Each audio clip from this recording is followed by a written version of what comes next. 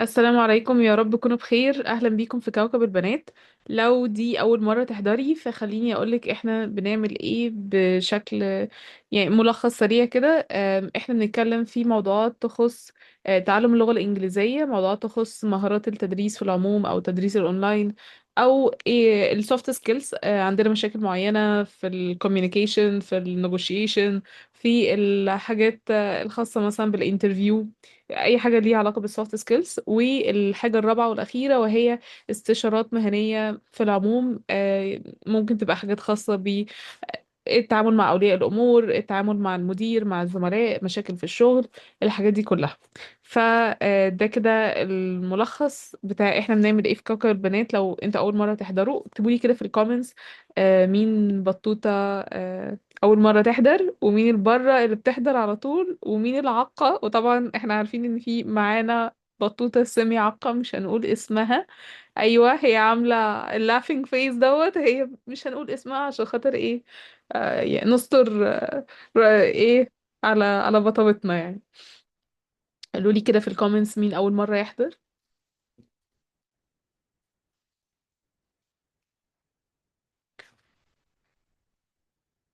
وعقبال ما تكتبوا لي في الكومنتس، احنا بنسأل ازاي لو اول مرة حد يحضر. ازيك يا علياء؟ آه كل بنوتة بيكون ليها سؤال واحد صغير بتسأله، علشان احنا بيبقى معانا حوالي نص ساعة، فبترفع ايدك فبناخد بالترتيب كده سؤال في سؤال. كل بنوتة بتاخد سؤال واحد. مروة نص نص ما بسمهاش بقى، انا نص نص بحضر. هي اسمها سيمي عقة. طالما ايه يعني عشان خاطر بس اسماء عقة بامتياز تاني مرة، ما شاء الله اللهم بارك. مبسوطة جدا بفخركم بنفسكم يا جماعة. انتوا يعني متقبلين ذاتكم فيه. عادي عادي، ايوه انا سامي عقة. انا عقة تماما، في عادي. اوكي. طيب مين تحب تسأل اول سؤال؟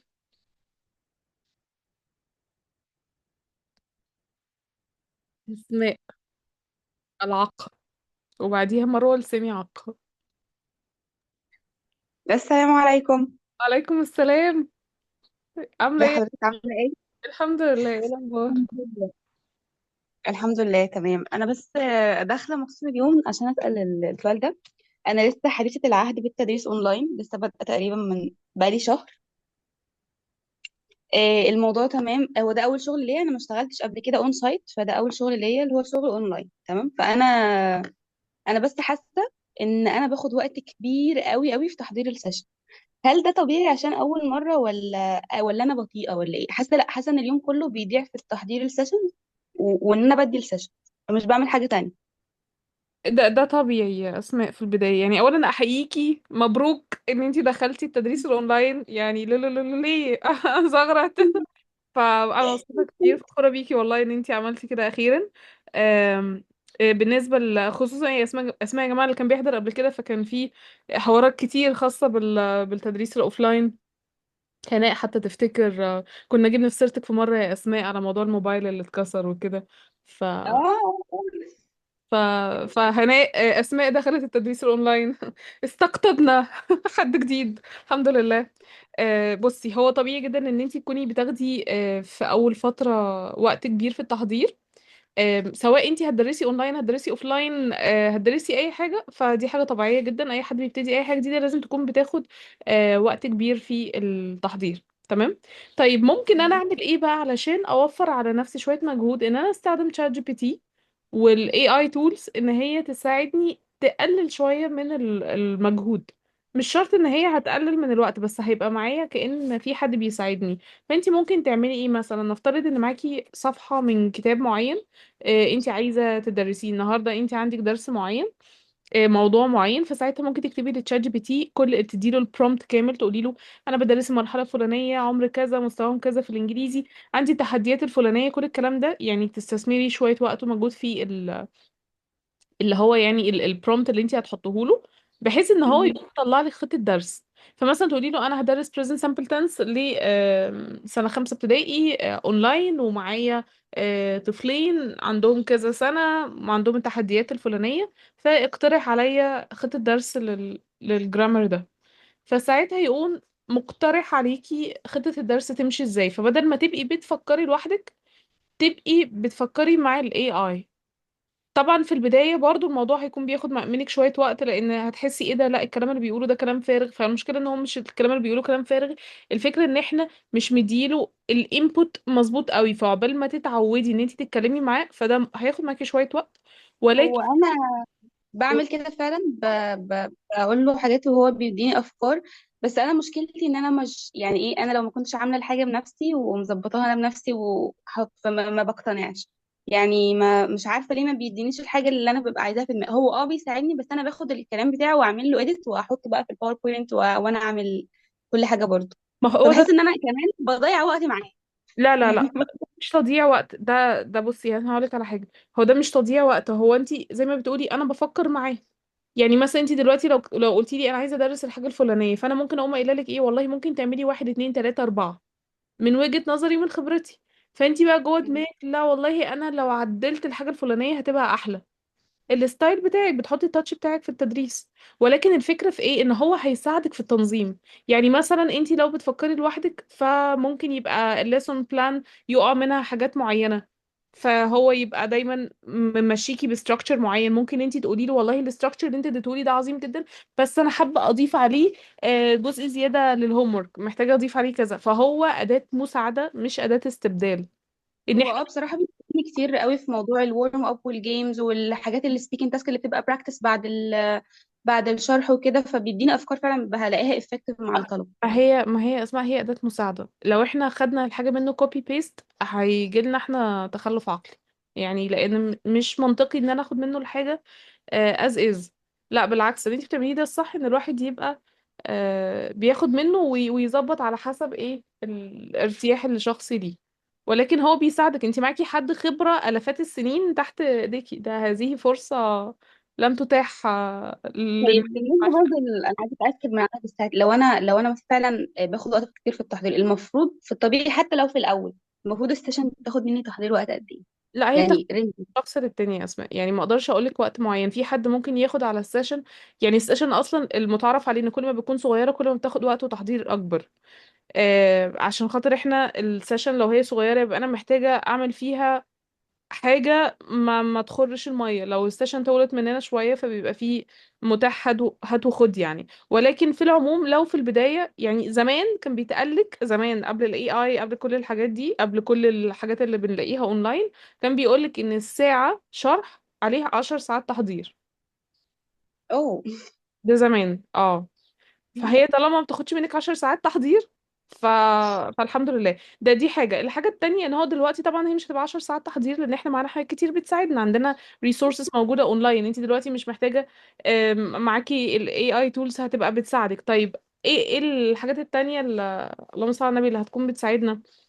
لا اله الا الله.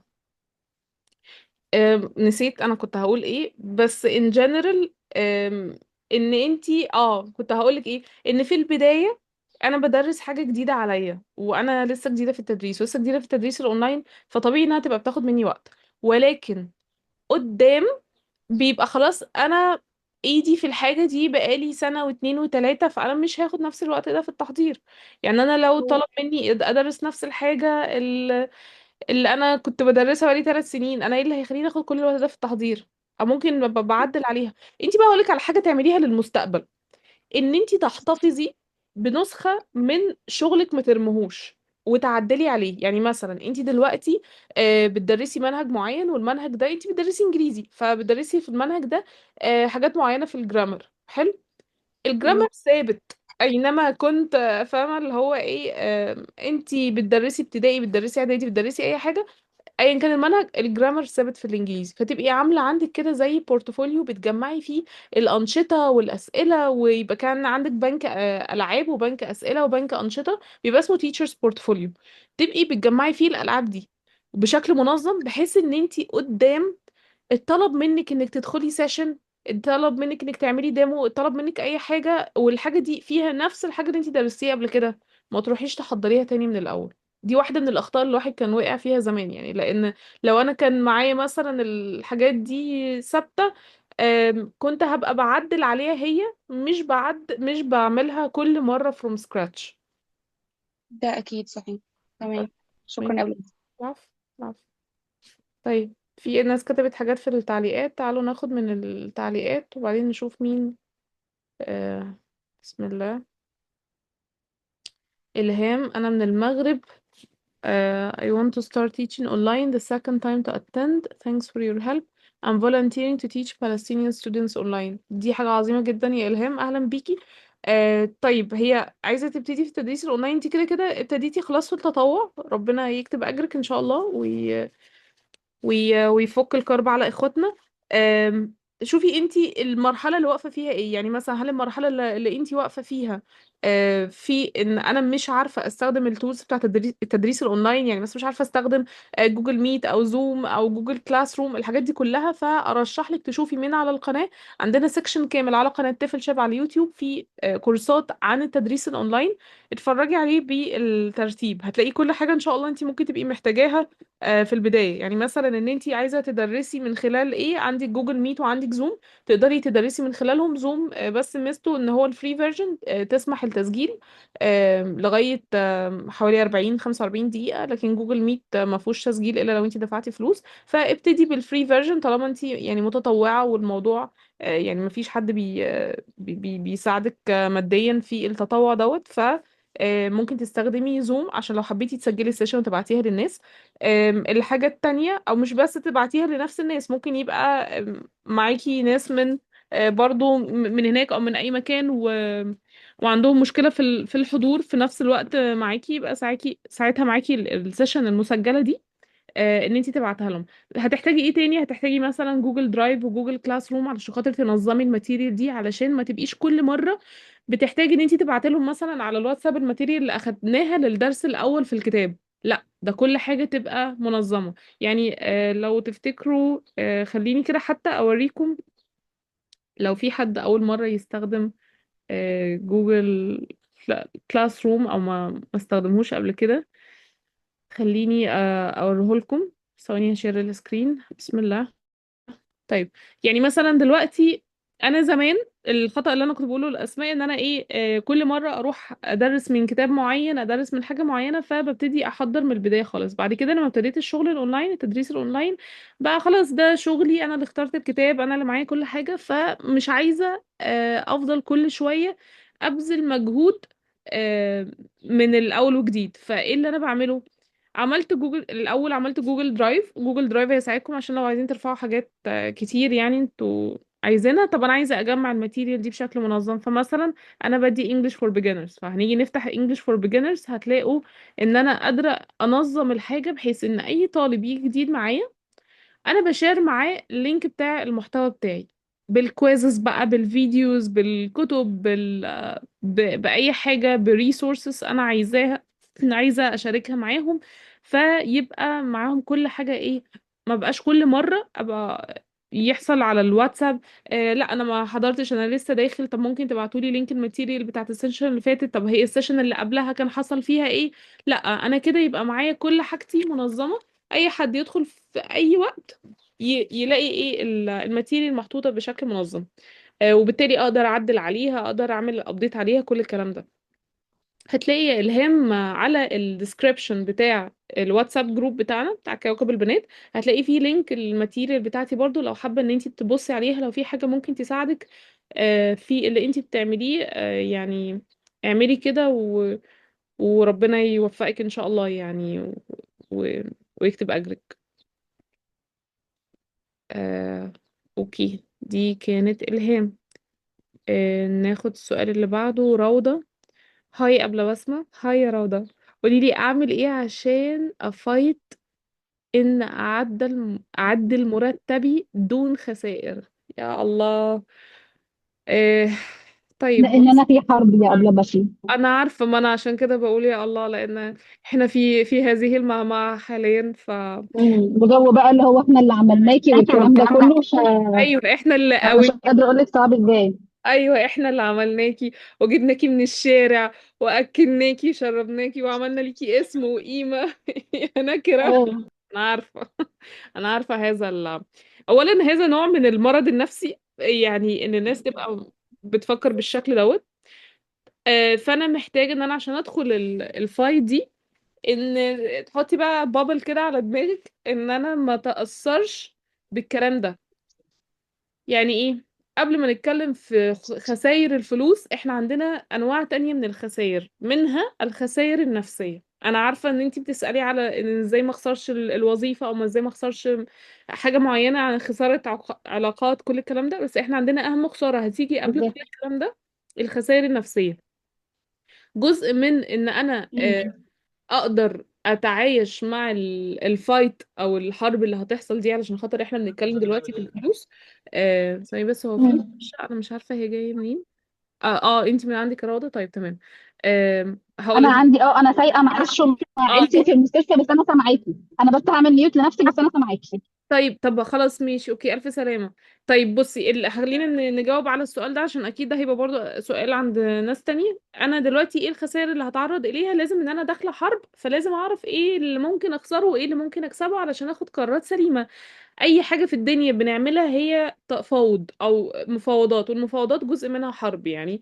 على حسب طبعا نوع العلاقات والحاجات دي كلها. طيب ايه الخسائر النفسية اللي انا ممكن اتعرض اليها؟ ان انا ممكن هتشتم. الشتيمة دي مش شرط تبقى شتيمة بشكل واضح، لكن ممكن يبقى فيها إهانة نوعا ما. يعني مثلا احنا اللي عملناكي، انتي اصلا قبل ما تدرسي معانا كنتي محدش، ما كنتيش شغالة في مكان، انتي كنتي اصلا خريجة جديدة وجايبيك. فانا جزء من اتعايش مع الموضوع ده ازاي؟ ان انا اتقبل ان انا هتشتم عادي جدا، مفيش اي مشكلة.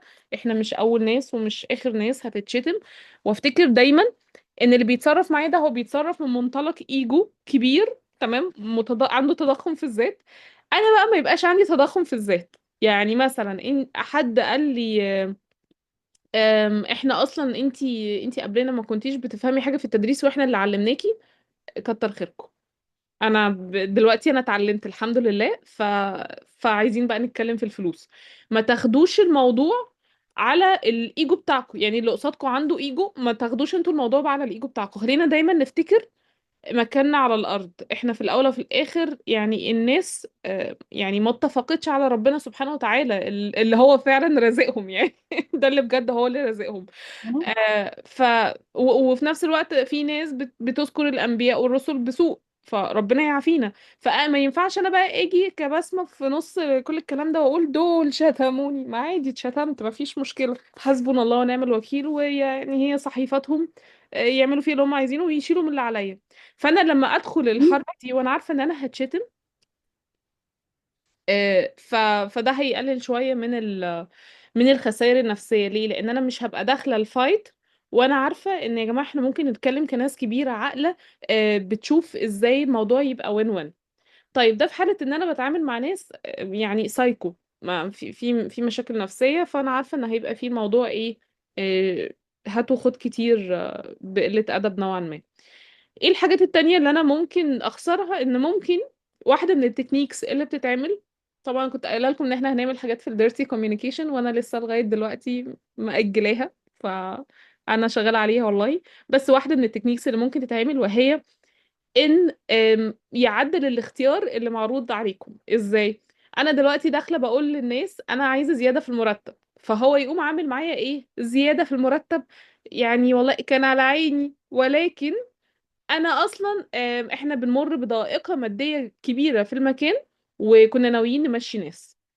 فهو كده غير الاختيارات المتاحة قصادي. من بعد ما انا كنت بفكر ان انا عايزة اخد مرتب اعلى، بقيت بفكر اللي هو ايه ده يا لهوي هتمشوني، ده انا كنت جاي عشان مرتب اعلى. فهو يقوم مغير لي الاختيار الى ان لا، احنا هنمشيكي اساسا. يعني في احتماليه ان انت تمشي. فيبقى ساعتها بدل ما انا بفكر اني هقعد بمرتب اعلى، ده انا هبقى بفكر ان يا رب بس ما كنتش انا واحده من الناس اللي يمشوها. دي واحده من التكنيكس اللي هي بتتعمل. نعمل ايه بقى مع التكنيك ده؟ التكنيك ده ببساطة أنا ما ادخلش فايت إلا وأنا عارفة إيه كل الحاجات اللي أنا ممكن أخسرها، وعندي استعداد أخسر لغاية قد إيه. يعني لو هم عملوا معايا التكنيكس دي وضغطوا عليا علشان خاطر أقبل بالعرض الحالي، والا همشي. فالسؤال بقى، لو انا الموضوع وصل لمرحلة ان انا همشي، ايه البدايل اللي عندي؟ اقدر اعمل ايه علشان خاطر ما يبقاش الناس ليها سلطة عليا، سلطة نفسية وسلطة مادية؟ لو تفتكروا الناس اللي كانت بتحضر معايا قبل كده البطابيط البره، طبعا بطابيط العاقة ما حضرتش فما تعرفش الكلام ده. احنا كنا بنتكلم عن تعدد مصادر الدخل، وتعدد مصادر الاستثمار، وتعدد مصادر الثقة في النفس. فمش هعيد لكم نفس الكلام ده، نقدر نشوفه في الريكوردينج على القناة، ولكن بملخص الموضوع ان انا دلوقتي هدخل اشتغل مع مكان، او بتفاوض مع مكان، تمام؟ فهم خيروني ما بين لا احنا مش هنعدل مرتبك للافضل، ده احنا ممكن نمشيكي. فيبقى انا عامله حسابي ان ده ممكن يحصل، يبقى انا ليا دخل مادي تاني جاي من بره، حتى لو قليل. انا شغاله مع الناس دي فول تايم، بس انا ليا حاجه صغيره ماشيه على جنب. عشان كده كنت بقول لكم فايده التدريس الاونلاين، ان انت ممكن تبقي راجعه من المدرسه، والمدرسه انت كفرانه فيها وقرفانه منها وعندك مشاكل فيها، مش شغل لطيف يعني، فانت مكمله فيه عادي على الهادي. لا، انت ممكن يبقى المكان مش لطيف خالص، وعارفه ان انت هتمشي هيمشوكي في اي وقت.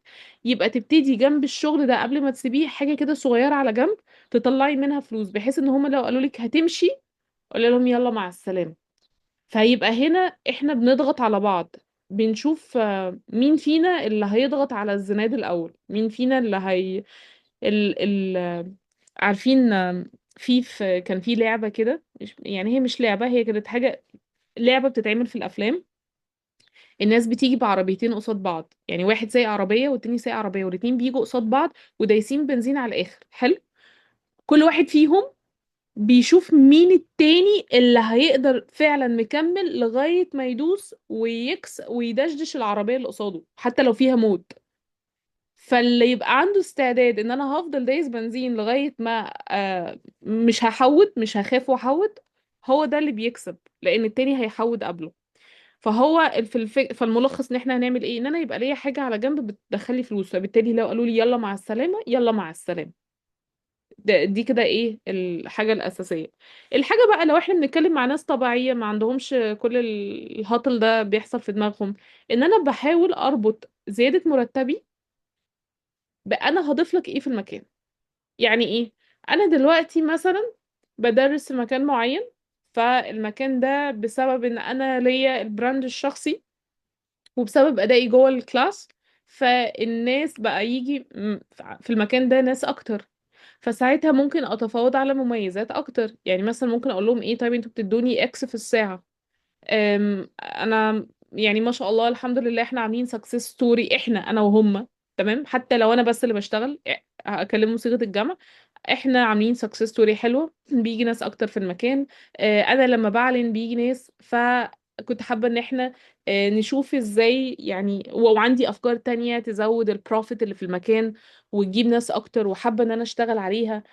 وبعدين هم قايله لهم بقى ايه، ارملهم بس انا عايزه فلوس، يعني ايه ليتس توك ماني بقى، يعني نقدر نعمل ايه، وانا عندي حابه اعمل الحاجات دي كلها بس عشان اقدر انفست وقت ومجهود اكبر وافكار اكتر، انا هكون مبسوطه لو يبقى في ايه زياده في المرتب. لو احنا بنتكلم مع ناس محترمه يعني وكده، فممكن نشوف بقى حاجات، يعني مثلا طب انا لو جاي لي عميل وجاي على اسمي في المكان، هل ممكن يبقى لي انا برسنتج زيادة؟ ممكن نزود الساعة بتاعتي شوية، نبتدي نتكلم في الفلوس. لو احنا بنتكلم مع ناس محترمة الموضوع بيمشي كده عادي، وين وين، انا عامل لك اضافة زيادة في المكان، وانت شايف الاضافة دي انا بهايلايتد، وبوعدك ان انا عندي افكار اكتر ان انا هعملها خلال الفترة اللي جاية، فقدرني عشان اقدر استثمر معاك اكتر. بس طبعا الموضوع بنسبة يعني طيب ما بيحصلش كده خليني يعني. اوضح حاجه صغيره من اللي انا شايفاها عندي، واتكلمت مع كذا مدرس يعني، بس مش من الاداره. سامعاني كويس؟ دي روضة، بتتكلمي ازاي والبتاع معمول ميوت اصلا؟ اتكلمي كده روضة.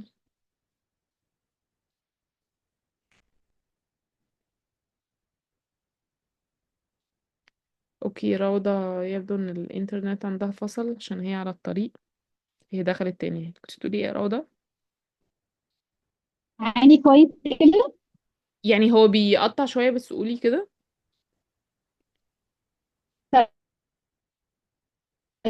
علشان اوضح هو انا لما سالت المدرسين عندي في المدرسه الدنيا ماشيه ازاي او كده، فلقيت ان هي ماشيه بمزاج المدير. لو انت على مزاجه هيزودك، مش على مزاجه مش هيزودك. مفيش بقى جو بروفيشناليتي وخبره والكلام ده كله.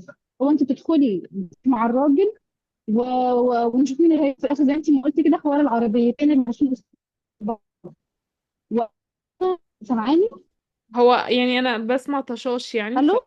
سامعاكي طشاش كده يعني. مش سامعاني؟ انا سامعاكي، انت سامعاني؟ طيب. طيب، انا سامعاكي. اوكي. تمام. فلقيت ان الموضوع بيمشي على حسب. انا في الكلام مش قويه قوي، يعني عشان نكون واقعيين. انا في الكلام قويه قوي، يعني يا روضة هو فهماني. يعني لو حد قال لي حاجه هقتنع واسكت خلاص تمام. اه اوكي ماشي تمام.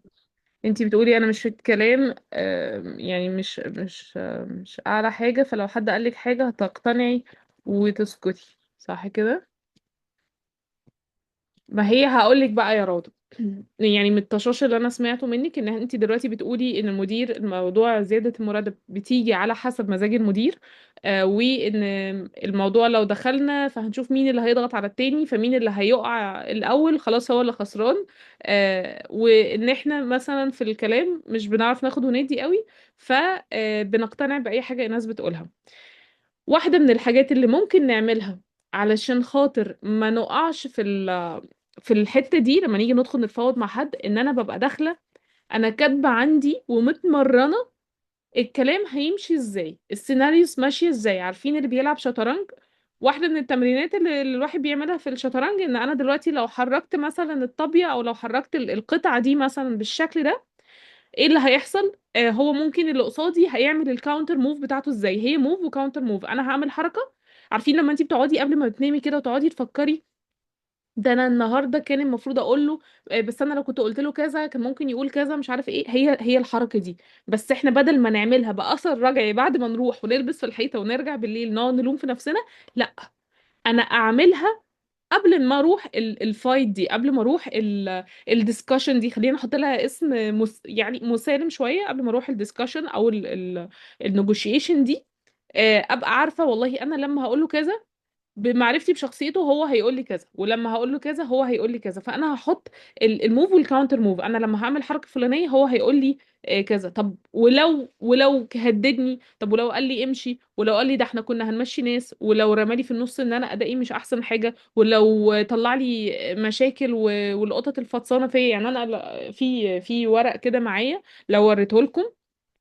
يعني كنت بتكلم انا وحد من اسرتي يعني ان احنا داخلين فايت زي كده ان شاء الله قريب. ادعوا لنا يا جماعه ربنا يخرجنا منها على خير. الموضوع هيمشي كده، لو اتقالك كذا هنقول كذا، ولو اتقال كذا هنقول كذا، عشان خاطر نبقى مستعدين. طيب حاجة تانية من الحاجات اللي أنا بعملها إن أبقى كاتبة أنا داخلة الحاجة دي أنا عايزة إيه، وما عنديش استعداد أخسر إيه، وإيه الوك أواي برايس بتاعي، أو إيه الوك أواي نيجوشيشن بتاعي. يعني مثلا دلوقتي أنا داخلة الفايت دي مرتبي مثلا بالفرض، خلينا أحط أي رقم، 1000 جنيه. فالألف جنيه دي انا عارفه ان انا عايزه 1200 جنيه. ففي التفاوض هل هينفع اروح اقول له انا عايزه 1200 جنيه؟ ما هينزلها لي يعني. حتى هو لو اوريدي هيقول لي كام، هيقول لي 1050. يبقى انا اروح اقول له انا عايزه 1000 ونص، عشان في التفاوض الموضوع هينزل من 75 80%. ده مينيموم. عارفين الحركه بتاعت الامهات لما بتيجي تروح تشتري بنطلون، ف... فالراجل يقول لها البنطلون ب 700 جنيه، فتقول له 700 جنيه؟ 700 جنيه ايه؟ وتاخد بعضها وتمشي. ما هي ده تفاوض. فهي تقوم قايله له ده هو اخره 50 جنيه. فالراجل يشتم ويزعق وليه واحنا سارقين واحنا مش عارف ايه. بصوا بقى الاستامينا اللي عند الامهات دي زمان. الراجل يقعد يزعق ويهلل ويعمل كل اللي يعمله، وبعدين يرجع في الاخر يلاقيها هي ماشيه ومكمله وماشيه ومكمله، فيرجع وراها يقول لها طب استني، خلينا ايه، تعالي بس وشوفي انت عايزه ايه. فيقول لها ايه، تقوم راجعه تقول له هو اخره 75، فهي بتطلع حاجه بسيطه قوي. وهو بينزل يقوم قايل لها ايه، لا هو 500، فهي تقوم مزوده له 5 جنيه، فهو يقوم نازل 100 200 جنيه. فالتفاوض بيحصل بالشكل ده. هي بالنسبة لها همشي وخلاص وانا عندي اوبشنز تانية. عشان كده لو انتي مثلا، او لو تفتكروا الامهات دي لما كان بيبقى معاها عيل، والعيل عايز الحاجه وشطان فيها، فكانت تديله على وشه كده اللي هو ايه، ما تفتحش بقك طول ما انا بتكلم مع الراجل. عشان الراجل لو شاف ان انت شطان في الحاجه دي، وان انت يعني هتموت عليها، فهيعمل ايه؟ هيفضل ماسك على السعر، وهو معول على ان الولد شطان في الحاجه. لكن انا بقى ابلاي هارد تو جيت، دي واحده تانية، واحده من التكنيكس التانية اللي هبقى ان شاء الله اكلمكم عنها بشكل مفصل اكتر بعد كده. playing hard to get، او الويدنج رينج افكت، دي واحده من التكنيكس اللي هو عارفين اللي هو تعالى تقدم لي لحسن ده انا جاي لي عريس تاني. الويدنج رينج افكت، انا في ناس تانية بتتقدم لي، فانت لو ما جيتش دلوقتي انا في غيري، في غيرك هيجي يتقدم لي، فانا كده خلاص هتاخد من ايديك، فانا مش فارق معايا. لما انا بدخل النيجوشيشن بتاعتي وانا واثقه من نفسي، وانا عارفه اني مأمنه نفسي بحاجات تانية جانبيه، زي مثلا اني عندي شغل ولو صغير جدا جدا جانبي، معايا مبلغ انا شايلاه على جنب لمده 6 شهور قدام. كل الحاجات دي ابتديت اوريدي قبل ما ادخل النيجوشيشن دي ان انا ادخل في بروسيس بتاعت انترفيوز في اماكن تانية، فبالتالي خلاص انا اوريدي ابتدى يجيلي شويه اوفرز، انا داخله معاه تحصيل حاصل. هتزودني واقعد ولا امشي؟ انا اللي ما عنديش مشكله ان انا امشي. فنوصل بقى لحته ان هو شايف في عينيكي انك you are serious، انتي بتتكلمي بجد، وان انتي ناويه تمشي، وكاتبه انتي كاتبه عندك ومتمرنه كويس قبل ما تدخلي، انتي عندك استعداد تنزلي لغايه فين، عشان ما يجيش اي حد يقولك اي حاجه تقولي له اوكي.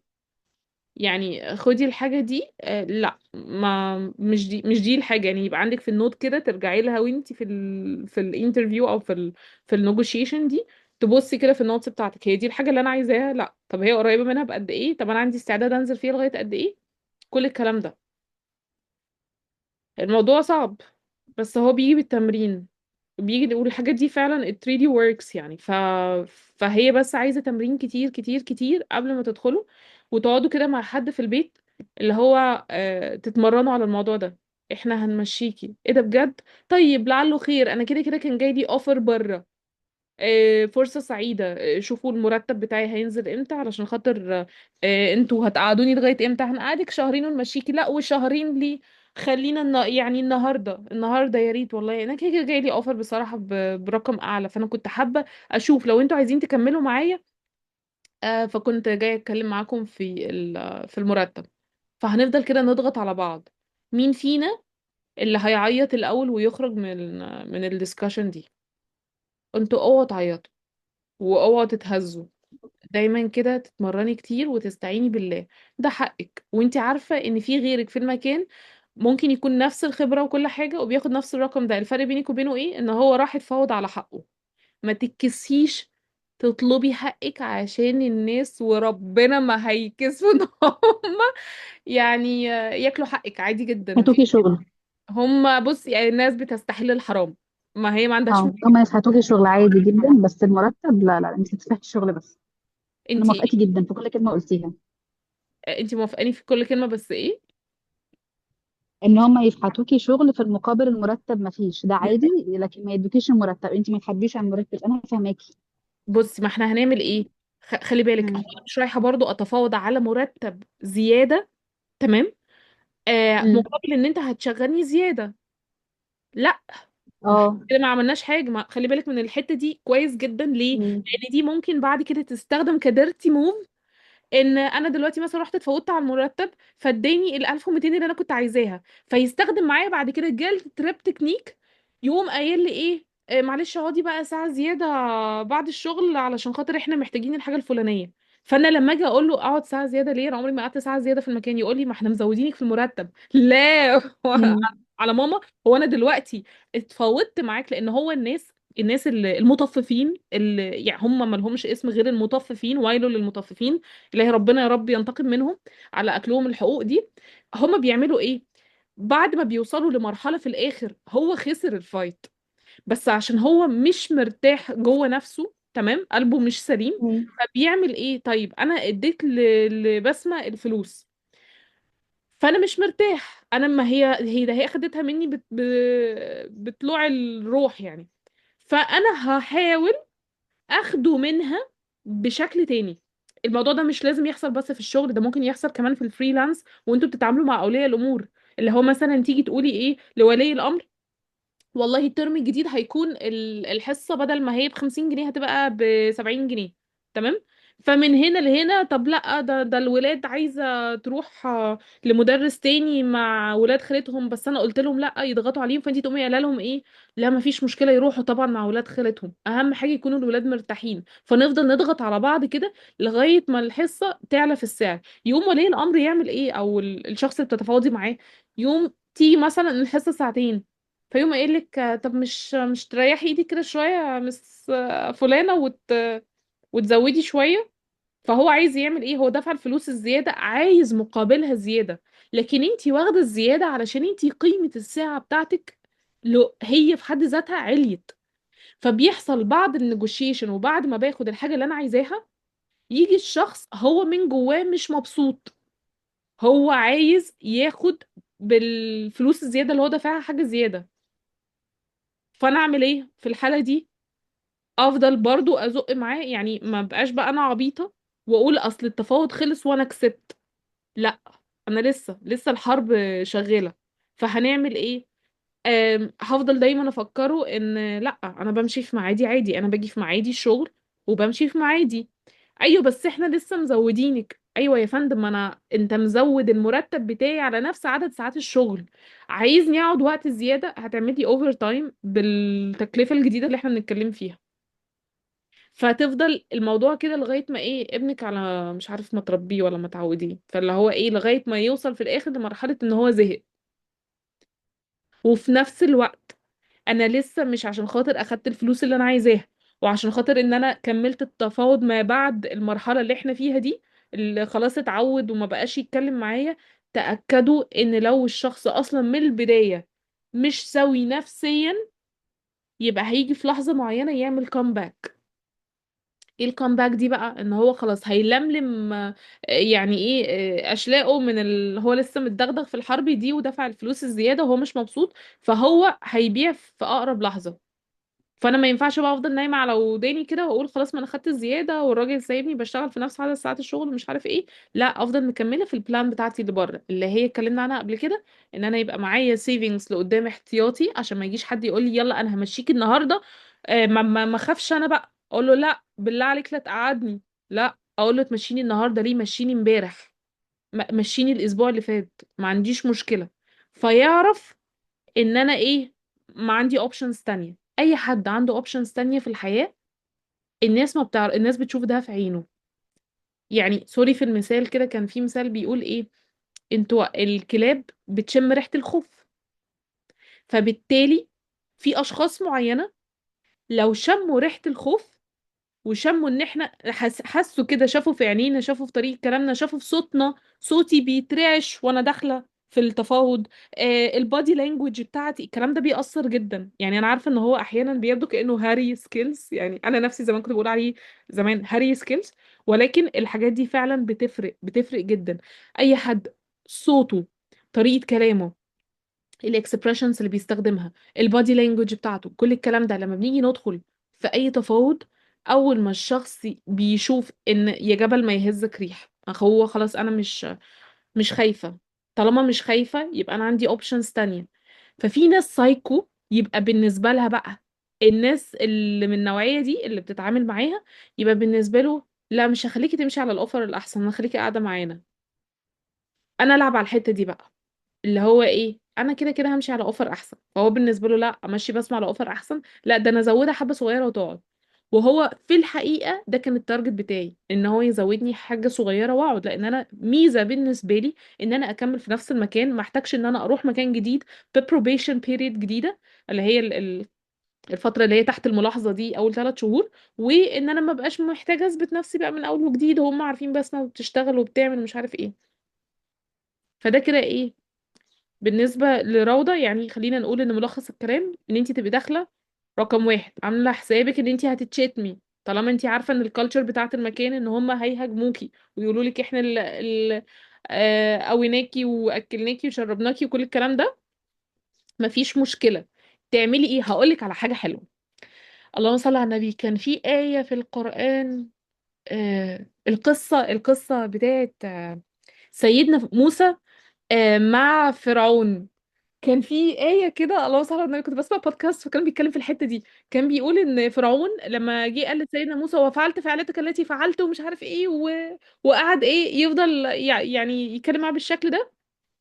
فسيدنا موسى رد عليه فيما معناه اللي هو ايه، طيب انا فعلتها وخلاص وندمت وتبت وربنا تاب عليا. وبعدين قام مكمل النقاش من الايه، واعبد ربنا بقى اللي هو لا اله الا هو وايه، وكمل النقاش زي ما هو عادي. هي نفس الفكره، هو نفس التكنيك. انت دلوقتي حد ايه قاعد يقول لك احنا جبناكي وعملناكي وبنيناكي وعملنا لك اسم وعملنا لك قيمه مش عارف ايه وكل كده، والله مشكور يا استاذ ابراهيم، فاهم؟ مشكور يا فندم وعلى راسنا وانت استاذنا وكل حاجه. بس انا دلوقتي جاي لي اوفرز في مكان تاني بالرقم الفلاني، هنعمل ايه؟ حابب نعمل ايه؟ حابب اكمل في المكان ده؟ يبقى على الاقل احنا بنتكلم في زياده. فعادي، هو لسه شتمك ولسه قايل عنك عادي جدا، ما فيش مشكله، عدي الموضوع، ما تاخديش الموضوع على اعصابك. مش بس الموضوع ده بيحصل كمان، لو يعني عايزاكي تلاحظي حاجة يا روضة، هو الموضوع ده مش هيحصل بس في السياق بتاع الشغل اللي انتي داخلة فيه بتتفاوضي على حاجة. السياق ده او الحاجة دي بتحصل في ال day to day conversations مع كل الناس في حياتك. يعني مثلا انتي لو بتعملي براندنج لنفسك على السوشيال ميديا، ادخلي شوفي اي حد بينزل بوستات في اي حاجة، لازم في شخص ما بيطلع من تحت الارض كده يشتم شتيمة او يتكلم بشكل مش كويس. وكل ما الموضوع البوست يوصل لناس جديدة اكتر، كل ما يدخل حد يقوم قايل حاجة مش كويسة. طب هنعمل ايه في الحالة دي؟ عادي كأني مش شايفة، مش شايفاكوا، انتوا نوبة دي، انا مش شايفاكوا. ما هو حد داخل بيتكلم بشكل مش كويس، مش محترم، لا مش شايفاك، عادي مش هروح ارد عليك. انا ياما اتشتمت على السوشيال ميديا عشان خاطر حاجات عادية جدا جدا انا كاتباها، مفيش اي مشكلة. هنعمل ايه؟ مش عارف ايه تعوي والقافلة تسير. مش ده ايوه، هيحصل. انت كنت نصحتيني فعلا في النقطه دي قبل كده، ان لو حد قال لي حاجه ضايقتني انا ابقى بارده جدا ولا كأن حاجه حصلت، بالعكس ده هيغيظه اكتر. لان انت قلت لي برضه هو بيعمل كده، هو عايز يستفزك. فلما يلاقي مفيش اي ريسبونس خلاص هيحس ان هو اللي عنده الغلط اصلا. ولا هو حتى هيحس على دمه ولا حاجة، مفيش أي حاجة. ما هي how to deal with a bully 101 كده، اللي هو أنا ازاي أتعامل مع شخص بيتنمر عليا أو بيضايقني، أو شخص كل شوية بيجي يتهكم عليا. واحدة من التكنيكس إن أنا أتجاهله، مش سامعاك ومش شايفاك، عادي. فهيعمل ايه؟ هيزهق. it's not fun anymore. لكن لما انا اجي اعيط واصوصو قصاده واتضايق ويشوف على وشي ان انا متضايقه، يبقى ده جيم از فن. ده انا هروح ابوخ عليهم اكتر. انا ده هو متضايق من الكلمه اللي انا قلتها له. ممكن الكلام ده مش شرط يحصل مع المدير في تفاوض في الفلوس، ومش شرط يحصل على السوشيال ميديا في كومنتس الناس تكتبها على البوستس اللي انت بتنزليها. ممكن يحصل في كل المواقف التانية. يعني ممكن تبقى زميلتك في الشغل تبقى بترمي عليكي كلام في وات ايفر، اي حاجه. يا احنا مش عايزين بقى اللي هو ايه ده انا ياما تنمروا عليا. انتوا عارفين ان انا اول ما عملت البراند بتاعي زمان جدا وكان ابله بسمه ومش عارف ايه، كنت شغاله في جامعه كبيره قوي. فكانوا عمالين يتريقوا عليا، يقولوا لي ابله بسمه، وقعدوا يتريقوا بقى على فكره ابله بسمه ان احنا شغالين في جامعه، فيوجولي الناس بتقول للي شغال في جامعه دكتور. ف... فانا كان بالنسبه لهم ابله بسمه، قعدوا يتنمروا عليا. فانا كنت بعمل ايه؟ انا كنت بهزر معاهم، يعني هم يتنمروا وانا بهزر معاهم عادي. فالموضوع خلاص ايه بعد فترة بقى نورمال. يعني احنا خلاص عارفين ان دي أبلة بسمة. بعد كده بقوا بيدوني بقى تاسكات اعملها لهم، حاجات ليهم على السوشيال ميديا يعني. فكده يعني الموضوع ايه بيمشي كده. آه، اوكي. طيب، يعني بصي يا روضة، الكلام اللي انا بقوله لك دوت، هو تحسي ان هو مطاطي حبتين. انا ما اعرفش هي هنا ولا خرجت ولا ايه. هي شكلها لا، هي هنا اه. انا هنا. فاحنا يعني انت بقى ايه ايه الاكشن بلان اللي انت هتعمليها؟ رقم واحد، تمام، تعودي نفسك على الشتيمه، كل الانواع الشتيمه الممكنه. اللي هو تقعدي كده مع حد مثلا عندك في البيت، تقدري تتمرني على الموضوع معاه، مع تشات جي بي تي، مع اي حاجه، وتقولي والله ده هم هيقولوا لي كذا، خلي الشخص اللي معاكي في البيت يقول لك كذا. يعني مثلا، يعني لو كان يعني واحده من التمرينات اللي ممكن نعملها اللي هو ايه، هيقولوا لي انت اصلا كنت جايه ما عندكيش خبره واحنا اللي اديناكي خبره، فيقول لك كده ويزعق لك. دي بيبقى زي رول بلاي. فانت طبعا هتبتدي تغضبي، فالشخص اللي قصادك يقول لك ايه ده، انت على فكره ملامح وشك اتغيرت، مش عارف ايه، يفضل يضغط عليكي. فدي كده ان انتي تأهلي نفسك نفسيا ان انا خلاص هيدخل ايه اتشتم. الحاجة التانية ان انتي تبقي داخلة وعارفة انتي مظبطة الحسابات المادية بتاعتك خلال الفترة اللي جاية عاملة ازاي. الحاجة التالتة اللي تعمليها ان انتي يبقى معاكي اوفرز زيادة او شغل جانبي ان انتي تكوني بتعمليه علشان خاطر لو قالوا لك فعلا مع السلامة والموضوع وصل لمع السلامة يبقى انتي تقدري تتحملي الخسارة دي. لان ايه اللي هيحصل لو انا دخلت المفاوضات وقالوا لي يلا مع السلامة وطلع بجد هيمشوني؟ ما اجيش انا اعيط. فانا لو عيطت وقلت لهم طب خلاص اقعد، ده هما بقى مش هيخلوا لي مرتبي، ده هينزلوا مرتبي ويدوسوا عليا مرتين ثلاثة زيادة. عشان خاطر كده بان ايه ان انا ما عنديش اوبشنز تانية. ده كده ايه، دي تالت حاجة هنعملها. رابع حاجة، ودي اللي هي اول حاجة تعمليها، انتي تدعي ربنا وتصلي قيام ليل تدعي ربنا ان هو يكفيكي شرهم وانه يجيب لك حقك، لان هو في الاول وفي الاخر عملنا كل التكنيكس دي واحنا متخيلين ان هي بالاسباب هنشربها احنا في الاخر، لكن احنا بناخد بالاسباب ونسيب الموضوع على ربنا، هو اللي ايه اللي يمشيها لنا. جربي كده عندك حق جدا والله يا أبلة بسمة، انت سامعاني كويس؟ وانا سامعاكي اه. طيب ان كيس ان انا بقول ان انا جالي اوفر في مكان تاني، انا ما جاليش اوفر، بس انا شخصيا ما عنديش مشكله ان انا امشي واسيب الهاسل اللي حاصله دي كلها، بس ما اكونش قاعده بالمرتب القليل ده. برضو اقول له يعني اجيبها له ازاي؟ قولي له انا ان انا عندي. حرفيا مش فارقه معايا، انا مستبيعه. اه حلو ان انتي تخشي الحرب وانتي مستبيعه ليس لدي ما اخسره. ده تكنيك اه. حلو في الحرب، ده تكنيك حلو. امم. فقولي له قولي، تمام. بس في نفس الوقت برضه احنا مش بنروح ونرزع الباب ورانا، احنا بنخلي الباب موارب. يعني مثلا مش اللي هو امم. ايه انا ليس لدي ما اخسره وانا اصلا جاي عشان خاطر امشي، لا، انا جاي عشان امم. خاطر اكسب حاجه. فبقول له والله يا استاذ فلان انا مقدره جدا لان انتوا فعلا عملتوا معايا شغل حلو ومش عارف ايه وكده، واقوم مفكراه برضه ان انا اتأمر فيا. يعني اقول له اه انتوا فعلا اديتوا امم. تدريب ومش عارف ايه وانا مقدره جدا الكلام ده. بس حابه برضو اضيف ان انا ما كنتش قربة مخرومه. انت invested in me والموضوع ده يعني اوتي ثماره وانا فعلا عملت شغل كويس. فانا مش هنكر عليه ان هم فعلا ساعدوني، لكن في نفس الوقت افكرهم ان انا عملت فعلا شغل حلو. وزي ما انت عارف في غيري في المكان انتوا مهما عملتوا معاه ما عملش نفس النتيجة. يبقى كده الموضوع ايه، انا حركته امم. من الزون اللي هو احنا اللي عملنا معاكي وسوينا الى انتوا عملتوا كده، ولكن انا برضو عملت حاجات كويسة في المقابل، وانا جاية عشان انا مهتمة اني اكمل معاكم في المكان. ولكن انا دلوقتي عندي اوبشنز بارقام تانية مختلفة بره. ما ولو حاول يقلست منك انفو او يطلع منك كده اللي هو طب انت جايلك فين، طب انت رايحه فين، لحسن يطلعوا يضحكوا عليكي، طب قولي لي اللي هو انا زي اخوك الكبير اللي هو لا انت مش زي اخويا الكبير ولا اعرفك ولا انت من اهلي. اللي هو ايه، لو احيانا واحده من التكنيكس الديرتي اللي بتتعمل، وبالذات الناس النارسيسست او اللي هم النرجسيين بيعملوها، ان هم يطلعوا منك بمعلومه علشان يثبتوا عزيمتك عن الحاجه اللي انت عايزه تعمليها. يعني ايه، اللي هو ايه، طب انت خلاص يعني لو ما خدتيش الزياده دي هتمشي؟ اه همشي. انت عندك اوفر تاني؟ اه. طب فين بقى؟ في المدرسه الانترناشونال اللي جنبنا هنا في الشارع اللي ورانا. اه تمام تمام. بس انت عارفه ده بيحطوا فيها السيخ المحمي في صرصور ودن المدرسين. فيبتدي ايه يطلع لك فيها لقطه الفطسانه، فيخوفك منها، امم. فيقول لك عليها حاجات نيجاتيف. هو تكنيك ابن لذينه يعني اللي هو ايه، اكرهك في الحاجه دي فخليكي لو شاف في عينك كده لحظه. عارفه اللي هو انت لو بالفرض الواحد غلط وقام قايل معلومه فالشخص اللي قصاده خد المعلومه دي ضده، فانا اقوم قايله لهم ايه ده معقوله بيحطوا انا عمر ما حد حط السيخ المحمي في صرصور ودني. والله ادينا هنجرب ونشوف، اهي تجربه جديده هنتعلم اكيد. فانا اللي قصادي النارسيسست، لو اللي قصادي ده نارسيسست، فانا اعمل ايه؟ ما ادلوش معلومات. ما ادلوش معلومات، اقول له والله يعني اوفر في كذا مكان كده وانا لسه بستخير وبشوف ما بينهم، ما استقرتش على حاجه معينه. ايوه بس انتي عارفه إنت امم. لو رحتي مكان جديد هتضطري تثبتي نفسك من الاول، بس انتي هنا بنتنا ولما بتتعبي بنشيلك ولا مش عارفه. والله يا فندم انت على عيني هو اللي ممكن يمسكني منه فعلا ان انا منتقبه، ووجود المنتخبات في المدارس الانترناشونال مش منتشر قوي، مش كل المدارس بتقبل كده. اه ما انا عارفه، ما انت بقى تعملي ايه فدي فعلا اللي ممكن يمسكني منها. ما هي بقى ايه، ما هو التكنيك هنا مش تقولي له ان انا لسه بقدم، انا already got offers، ايوه انا خلاص ساعتها. جالي عروض. امم.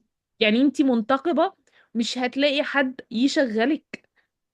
اه ده حقيقي، انا متفقة معاك جدا يا فندم، الموضوع صعب قوي. بس هو بقى امم. ذلك وفضل الله يؤتيه من يشاء، والله ده الفضل العظيم. انا جالي اوفرز بالفعل في اكتر من مكان، وانا يعني انا لسه بستخير. امم. يعني انا اوديه لزون ان انا اوريدي جالي اوفرز، انا جالي اوفرز خلاص. يعني انت تمام. بتتكلم في ايه؟ بتتكلم مش هيجيلي، انا جالي. فخلص امم. الموضوع امم. اللي هو التكنيك ده مش اما هم ممكن على فكرة خلي بالك، انت مش عشان خاطر المدرسة بتقبل منتقبات وكده فهم يبقوا فعلا من جوه. لا انت عارفة، من بره هلا هلا، ومن جوه يعلم الله وبتاع، وبعد كده بيطلبوا حاجات مش عارف ايه فاهمة يعني ايه، طلع لك فيه لقطة الفطس. فاهمك والله فاهمك. والله يا مستر دي امم. نروح ونشوف.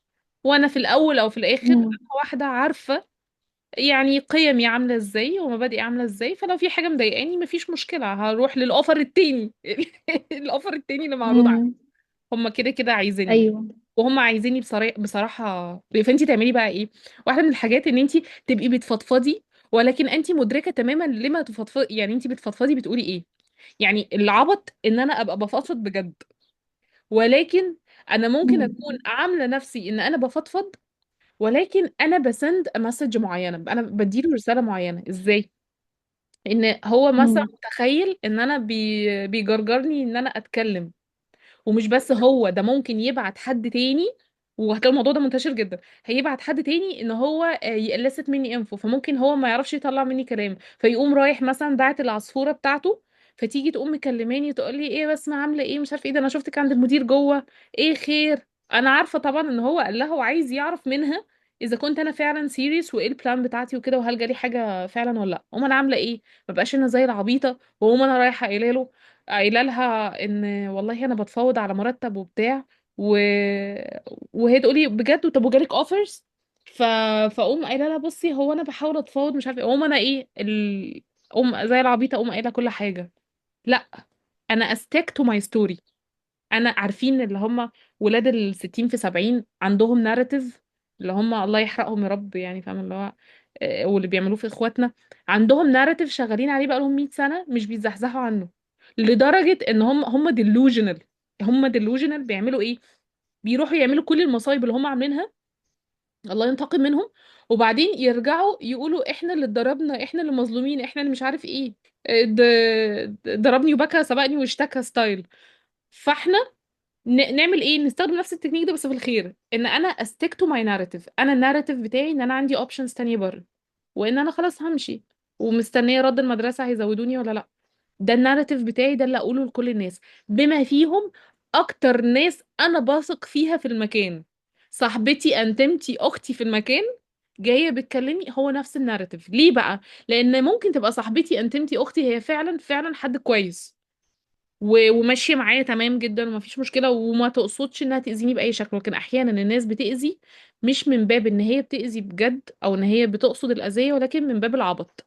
هي عبيطه خفيفه، اي حد هيروح يقررها بكلمتين هتقر على طول. فهو الناس مش هتعرف تيجي تاخد من بسمه المعلومه، فهتروح تاخدها من صاحبه بسمه العبيطه.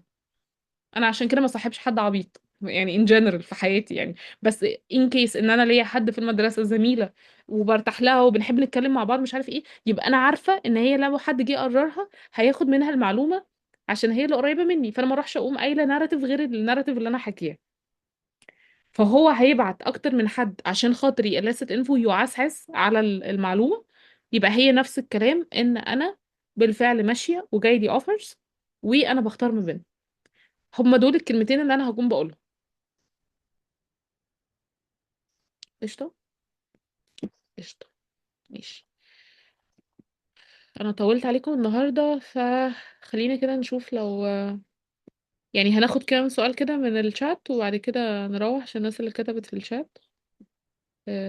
في بعض الشركات بتعمل حاجة اعتبرها ديرتي برضو، انك يثبتوكي بكلمتين ان انت بنت الشركة، واحنا متمسكين بيكي مع زيادة لا تذكر. طيب بصي، بالنسبة لموضوع بنت الشركة ده، في حاجة عايزة اقول لكم عليها. عاملين سلسلة حلقات كده خفيفة يعني، لايت، عن الديرتي كوميونيكيشن سكيلز ات ذا ورك بليس، او اللي هي التعاملات الملتوية. خلينا نترجم ديرتي بان هي الملتوية في بيئات العمل. اسمها يوميات صابر مع ولاد الشركة. يبقوا اقرأوها.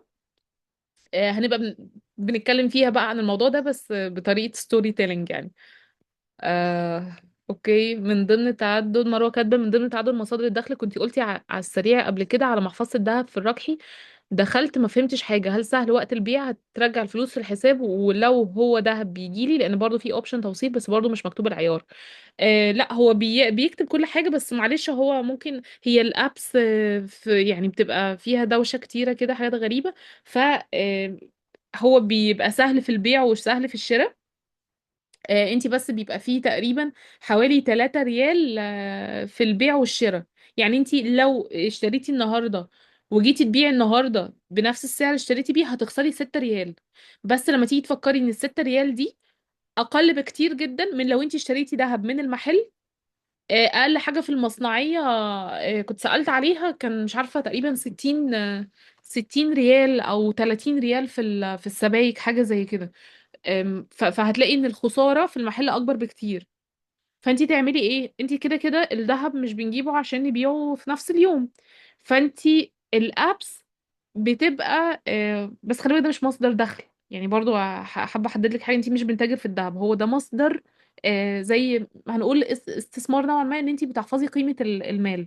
ليه؟ لان انتي حتى لو بتاخدي فلوسك بالدولار بأيا كان العملة، فأي عملة ورقية بتفقد القيمة بتاعتها. لان هي بتقارن بايه يعني. مثلا من المميزات اللهم بارك في السعوديه مثلا، ان اولموست تمن الحاجه ما بيتغيرش.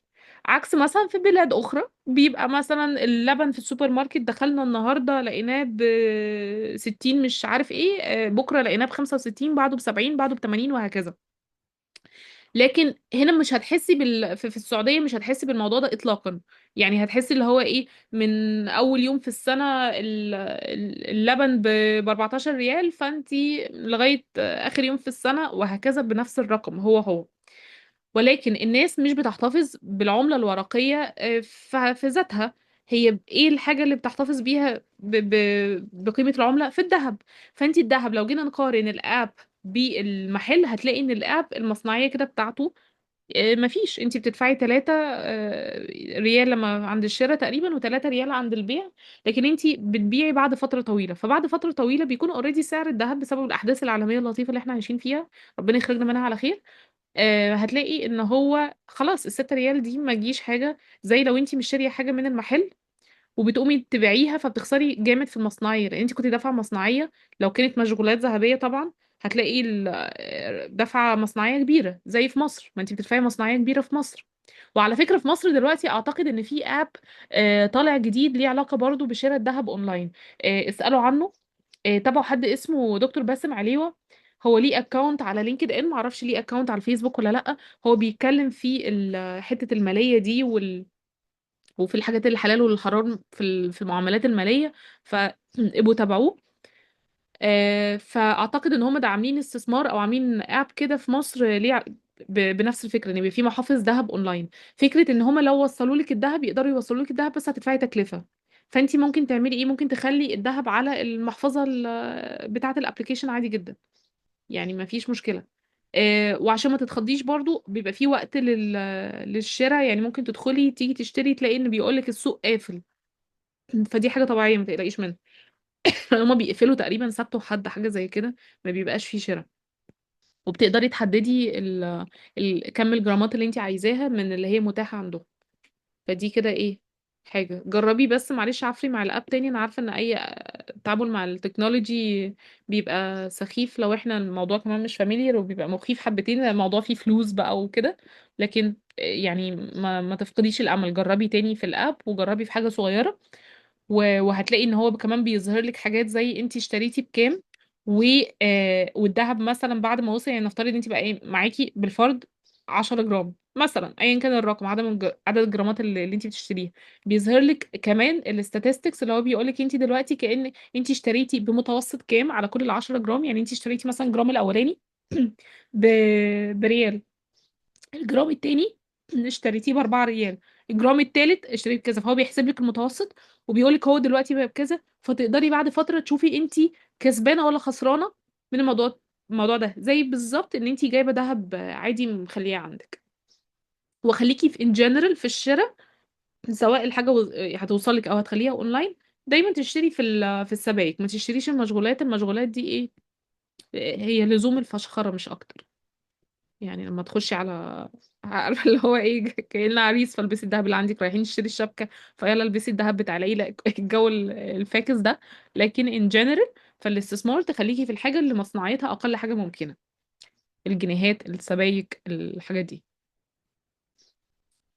آه، ضحى كاتبالي كلمه ابله حبيتها عشانك، والله يا حبيبتي يا ضحى. اوكي. خلينا نشوف ايه ال باقي الكومنتس. لما تكتبوا كومنتس زيادة اصبروا عليا طيب. ازيك يا أبلة بسمة، إسراء كاتبة ازيك يا أبلة بسمة، دي تاني مرة أحضر، بشكرك على مجهودك. عندي سؤال، أنا معلمة بالتربية والتعليم واحنا في الأجازة، بس اللغة عندي مستواها نزل، محتاجة أطور اللغة خلال الأجازة، أبدأ منين؟ أو ترشحي لي كورس خصوصا listening and speaking. أي كورس يا إسراء مع أي مكان أنت بتثقي فيه والتكلفة بتاعته مناسبة بالنسبة لك، بس يعني مش هتفرق، لأن ال listening and speaking هو موضوع مذاكرة، أنت هتقعدي تسمعي كتير وتتكلمي مع حد وتاخدي منه فيدباك مش أكتر من كده. فخليكي في الحاجات الأونلاين، بحيث إن الأونلاين العدد بيبقى الناس فيها أقل، وممكن تبقى التكلفة يعني على الأقل هتوفري المواصلات والمجهود والجو ده. ف في أي مكان، يعني أي مكان تلاقيه مناسب ليكي خدي معاه. خديجة كاتبة بس انتي اهم حاجة زي مس بسمة بتقول، ما يكونش واخدة الموضوع على الايجو بتاعك عشان ما ترجعيش تندمي، تكوني مدركة ابعاد التفاوض وانتي مستعدة تخسري ايه، وعندي مصدر بديل ولا لا. انا فعلا مش سهل وربنا يوفقك. جميل جدا الحلقة النهاردة عن ديرتي كوميونيكيشن. شكرا يا خديجة. مبسوطة جدا يا حضرت، وانا كمان يا علياء. ضحى عندي لو عايزة يبقى عندي فلوينسي اعمل ايه؟ ممارسة كتير، تتكلمي كتير كتير كتير كتير كتير وتاخدي فيدباك كتير. فالموضوع ده بس. الناس دايما بتعمل ايه يا ضحى؟ بتروح يعني تاخد كورس ساعتين وبعد كده ترجع تقول ايه هو انا ما اتحسنتش ليه. عارفين اللقطة بتاعت الافلام العربي القديمة لما كان الدكتور يدي للمريض حباية ياخدها فيقول له ها اتحسنت؟ فهو الموضوع ما بيمشيش كده، الموضوع بياخد وقت طويل جدا. فعشان اطلع من مستوى لمستوى وان الفلونسي بتاعتي تتحسن والاكيرسي بتاعتي تتحسن، واحدة بتأثر على التانية، يعني انا لما الاكيرسي هتتحسن الفلونسي هتقع، ولما الفلوينسي هتتحسن الاكيرسي هتقع، هتفضل كده يعفروا مع بعض لغاية ما الاتنين يطلعوا مع بعض. فالموضوع عايز وقت طويل، وان احنا نبقى بنذاكر. ما تكسلوش، ما تقولوش ان اكيد في حل سريع او ان اكيد في حل سحري او اكيد في طريقة او حد او شخص ما اخترع حاجة تسرع الموضوع معانا. الموضوع ما بيحصلش كده، لان لما نيجي نفكر فيها كان زمان مدرسين الانجليزي معاهم لغتين وثلاثة واربعة، لكن الحقيقة ان مدرس الانجليزي هو مع الانجليزي بتاعه بالعافية. ف فتعلم اللغة بياخد شوية وقت، معلش احتسبوها لله.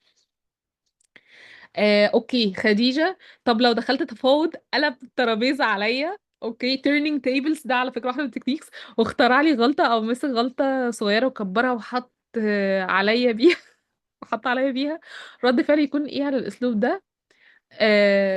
اوكي. عادي، ما هي نفس بقى الفكره اللي كنت بقولك عليها في قصه سيدنا موسى مع فرعون، اللي هو عندك حق، ما انا اعتذرت، فما ما انا قلت سوري اللي هو ايه، ما انتي فاكره اليوم اللي انتي اتاخرتي فيه من 3 شهور واحنا ما رضيناش نخصمهولك عشان احنا كنا ناس كويسه معاكي. معلش، ما انا قلت لك بقى، اعتذرت لك، ما انت عارف يا دكتور ان كان الطريق واقف. اللي هو مثلا، ما انتي فاكره ولي الامر، فاكره لما زعقتي للولد وتعصبتي عليه وجي ولي الامر عمل لنا فضيحه في المكان وكان هيعمل لنا محضر في الاسم ومش عارف ايه؟ والله فاكره، كان يوم صعب جدا جدا عليا والله يا مستر. الحمد لله انتوا فعلا احتويتوا الموقف، وانا اعتذرت برضو والحمد لله الموقف ما اتكررش من بعدها. واقوم رايحه اكمل التفاوض كاني ما سمعتش اي حاجه خالص. احيانا التجاهل، بس مش تجاهل المستفز، يعني التجاهل بشياكة، اللي هو انا مش بتجاهله ان انا مش سامعاك وبكمل كلام، لا انا برد رد دبلوماسي، اللي هو فعلا الموضوع ده حصل وانت مشكورة ان اديتني فيدباك، وانا ما عملتش كده تاني فعلا، واقوم رايحة اكمل المحادثة بتاعتي ايه، عادي جدا. ناخد اخر سؤال في 3 دقايق من منال عشان رافعة ايديها بقالها شوية، وانا قلت هتزهقي يا منال وتنزلي ايدك، بس ما زهقتيش، عشان كده انا حاسة الطريق كبير والله يا ابني بس انا دخلت متاخر، ده زعلانه قوي. ما انا شفتك يا عقة. انا صدقني انا ما عقاب لحقتش، ليكي ممكن ما ما اخدش. لحقتش. جيت في الدهب بس معناه ان انا غاليه. يا لهوي عليكي. دخلت متاخر قوي. يا كنت جماعة ما بسأل حضرتك. تمارسي communication skills by default يعني. هي جاية ترشق في أي حاجة، أنا جيت في الدهب عشان كده غالية. ادت لنفسها الاستحقاقية الكاملة، وكمان إيه، داخلة متأخر وبتمدح في نفسها. انتوا شغلي عادي. قولي سؤالك في كنت 30 قبل بس ما ثانية. عايزه، عندي الصفحه بتاعتي كلهم بس هم 300 بس المتابعين. فانا مش عارفه يعني ايه هل لو عملت مثلا اعلانات مدفوعه، هل بتفرق فعلا في سرعه الانتشار وكده؟ انا بالنسبه لي بعمل الفيديوز، بعمل بوستز، بنزل الصور بتاع الاولاد، يعني عايزه اكبر الصفحه بس. هل فعلا لو انا دفعت عملت اعلانات مموله بتفرق، ولا اشتغل زي ما بشتغل كده؟ لا، اشتغلي زي ما انت بتشتغلي كده يعني باذن الله. ليه؟ لان انت في الاعلانات المموله انت لازم يبقى معاكي واحد حريف يعملك الاعلانات المموله علشان يستهدف لك الناس اللي انت عايزاها فعلا، مش اي حد يعني، مش لم علينا عبيدك يا رب وخلاص. ليه؟ لان انا دلوقتي مثلا بالفرض ان حد عمل لي اعلانات مموله وراح جاب لي عدد فولورز مثلا 10000 فولور من الهند، هعمل بيهم ايه؟ او جاب لي مثلا 10000 فولور راجل، هعمل بيهم ايه؟ انا ليا تارجت معين، ليا فئه مستهدفه معينه انا عايزه اوصل لها. طيب فانا هدفع فلوس على الفاضي وهدفع فلوس كتير جدا، وانا مش هعمل ايه بالاستثمار ده؟ يعني انا دفعت الفلوس دي كلها، هيحصل ايه؟ ده بالفرض عارف يجيب لي الفئة المستهدفة. يعني ده لو هو جاب لي الفئة المستهدفة وهو حريف يعني وعارف يعمل لي الموضوع ده، هياخد الموضوع مني فلوس كتير جدا. طب انا اعمل ايه؟ اكتب محتوى يوصل يعني اتارجت بيه الناس اللي انا عايزاها. انتي مثلا لو بالفرض بتكلمي ايه، مين اللي بياخد عندك كورسات او دروس؟ الاطفال الصغيره. عند الاطفال، اه. بس مش الاطفال هم اللي بيدفعوا، مين اللي الاولياء الامور، يعني انا بعتبر بكلم الامهات اللي عندها اطفال، بتدفع؟ ده الفئه المستهدفه. حلو قوي، يبقى انا الام دي هي اللي انا عماله اتكلم معاها. ليه؟ لان هي اللي هتدفع، هي اللي هتروح تقلب فلوس من الراجل وتدفع في الدرس. فانتي هتعملي ايه؟ هيبقى كل كلامك للماميز. ان انتي دلوقتي مثلا بالفرض بتدي امتحان، بتدي سنه 7 ابتدائي، فسبعة ابتدائي دول امتحان بتاعهم السنه دي جاي صعب جدا. فتقومي قايله، تقعدي بقى تفضلي تدوسي على نقطه القلم دي، بيبقى اسمها بين بوينت، نقطه قلم. افضل ادوس عليها لغايه ما الناس تصوصو تحت ايدي، فتضطري تيجي تاخد معايا درس. اللي هو ايه، انتي يا عيني كأم محتاسه مع المنهج الجديد اللي نزل ومش عارف ايه، بس انا الحمد لله الامهات اللي معايا بقى في السيف سايد وهم انا مظبطاهم فانا ادوس على نقطه القلم واعرفهم ده انا في ناس تانية انا مظبطاهم والدنيا تمام. فهناك حل بديل. فتفضلي دايما في كلامك ماشي كده. لكن لو انت طول الوقت مثلا، يعني لو انت دخلتي عندي على البروفايل وبصينا على مم. البوستس اللي انا، تعالوا ندخل عليها مع بعض. والله استحي ان انا اوريكم البروفايل بتاعي، بس يلا مش مشكلة. من اجل العلم، تعرف مش اي حد يدخل على البروفايل بتاعي، اتكسف جدا. طيب محدش عادي. شوف البروفايل بتاعي يا جماعة. لو عايزين البروفايل مفتوح للناس كلها يعني، بس يعني خليني اوريكم كمثال ان ده البروفايل العظمة الأمور السكر بتاعي اللي ما حدش بيعبره، عادي جدا. انا مظبطه كل حاجه في الاكونت بتاعي علشان خاطر يبقى شكله بروفيشنال، بحيث ان اي حد يدخل ما يقولش هي مين دي، يعني مين دي اللي بتتكلم في الانجليزي، مين دي اللي بتتكلم في التدريس، فيبقى في شويه ايه، معلومات ظريفه كده ايه عني. حلو. لو بصينا على البوستس اللي انا بنزلها هتلاقوا ان مش كل البوستس عليها رياكشنز عاليه. يعني مثلا دي وظيفه، لما نيجي نفكر فيها ليه الرياكشنز عليها عاليه، لان مش كل الناس مهتمه بالوظيفه، او ما فيش حاجه، خلاص احنا خدنا غرضنا من البوست وخلصت على كده. عارفين ان عايزين. لو كنت عايزه انا اعلي الانجيجمنت على الموضوع كان ممكن اعمل ايه؟ كان ممكن اقول لهم طريقه التواصل اكتبوا لي في التعليقات علشان خاطر ابعتها لكم. بس انا بصراحه يعني انا ما لا عندي وقت ولا خلق للموضوع، وده حاجه غلط في البراندنج يعني، بس انا بصراحه ما ببقاش قادره استحمل الرد على التعليقات يعني، ما بيبقاش عندي وقت. فعشان كده بحط كل المعلومات على طول. لكن واحده من التكنيكس اللي انت ممكن تعمليها ان ما تديش المعلومه على طول. فمثلا البوست التافه اللي انا منزلاه ده، عشان انا بحب التفاهه تفهانه قوي. الكتاكيت دي مثلا انا بقول ايه في البوست بعيدا عن التفاهه اللي انا كاتباها، ان هتلاقوا اللينك والموعد على جروب الواتساب. ممكن عشان انا بقى ابتديت احط الكومنتس في الواتساب، فالرياكشنز عليت عليها شويه. لو انا عايزه عليها اكتر مش هحطها لهم واقول لهم ابعتوا لي انبوكس ابعت لكم الجروب على الواتساب، اخلي سر حربي، فاهمين؟ طيب حاجه تانية ممكن اعملها، ده بوست كده ايه الحمد لله ربنا ايه يعني وصله لناس زياده شويه. وطبعا طالما هيوصل لناس زياده يبقى في شتيمه زياده، ده باي ديفولت. انتوا لو دخلتوا على التعليقات هتلاقوا ان في ناس بتشتمني عادي جدا، او بتهاجمني بشكل ما بطريقه مش لطيفه. في حاجات انا محتاجه ان انا ابقى بكلم الماميز فيها شويه حوالين الحاجه اللي احنا بنعملها. مش شرط اني بكل كلامي انجليزي انجليزي انجليزي انجليزي. ممكن اكون بكلمهم في حاجات تانية تكون بتساعدهم في المذاكره لاولادهم، تكون بتساعدهم في طريقه تنظيمهم لوقتهم وهما بيذاكروا مع اولادهم. فبالتالي ان انا ايه ابتدي بس دي الصفحة الشخصية بتاع حضرتك، أنا قصدي هي الصفحة اللي اتفقنا قبل هي. كده يا منال ان ما عندناش حاجه اسمها صفحه شخصيه وصفحه شغل. هي انا طالما موجوده اونلاين يبقى دي صفحه شغل. مم. اعمل ايه بالصفحه الشخصيه؟ يعني اه انا لا، انا عامله يعني صفحه الشغل اللي بنزل عليها مثلا الفيديوز بتاع الاولاد، الحاجات اللي ليها علاقه بالتعليم، فاهم يعني كده. بصي منال بجد والله انا مم. مفيش اي هدف من وجود شخص صفحه شخصيه ليا على السوشيال ميديا. مفيش حاجه اسمها صفحه شخصيه. شخصيه يعني انا هعمل بيها ايه؟ هكلم ماما وبابا وخالاتي وعماتي ما اتصل بيهم على التليفون ولا اروح لهم. لكن غير كده انا موجوده اونلاين. ما هدرش ما بين تو اكونتس. يعني ليه بقى؟ لان باي ديفولت انا هبقى داخله بالاكونت الشخصي عماله سكرول داون، وطبعا دي عاده بشعه لازم نحاول نبطلها لان ده ادمان. فانا كده بهدر وقتي ما بين الصفحه اللي هي السو كولد شخصيه والصفحه اللي هي المفروض ان انا بشتغل بيها. هي انا عندي صفحه واحده بشتغل بيها، انا ما يلزمنيش اي علاقات شخصيه بره دي شخصيه. بره السوشيال ميديا. السوشيال ميديا is not a place for personal communication. انا عايزه اكلم حد من صحابي اتصل بيه، عايزه ابر اهلي اروح ازورهم بس. لكن حوار ان انا عندي صفحه شخصيه وصفحه شغل، انسوا الكلام ده. صاحب بالين كداب. انا لو عندي خليني اقفل لك بس المايك علشان في دوشه مش عارفه هي جايه منين. اه فانا دلوقتي نعمل ايه؟ هي صفحه واحده انا بشتغل بيها، والصفحه دي انا بكلم فيها الناس اللي انا بستهدفهم. وطول الوقت بكلمهم بحاجات مختلفة. يعني مش شرط مثلا عشان انا بكلم البنات في الانجليزي والتدريس والسوفت سكيلز ومش عارف ايه يبقى انا طول الوقت بتكلم كده. ما انا ليا اهتمامات، فانا ممكن ابقى بهزر معاهم في حاجة، بكتب حاجة ليها فاليو معينة ممكن تضيف لهم بعد كده. فبيبقى الكلام ده بقى هو اللي بيبتدي الناس تشوفه، يعجبها او ما يعجبهاش ايا كان، فهتبتدي ترياكت معايا، تبتدي تشيره، هقدر اوصل لجروب جديد وهكذا. قشطة. انا كده جاوبتك على سؤالك صح ولا ايه؟ عشان انا عندي برد فالدواء بيخليني تركيزي بعد. سلامتك الف سلامه، سلامتك الف انا سلامه. انا أنا جاوبتك صح كده يعني؟ انا كده جاوبتك على اه السؤال. تمام. تمام.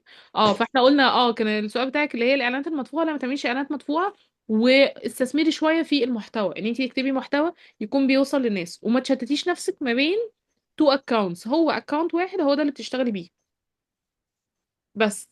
والاكونت التاني طب هنعمل فيه ايه؟ خلاص اعملي لوج اوت ساين اوت منه كده واخرجي منه، وما تدخليش عليه تاني، ملوش لازمه.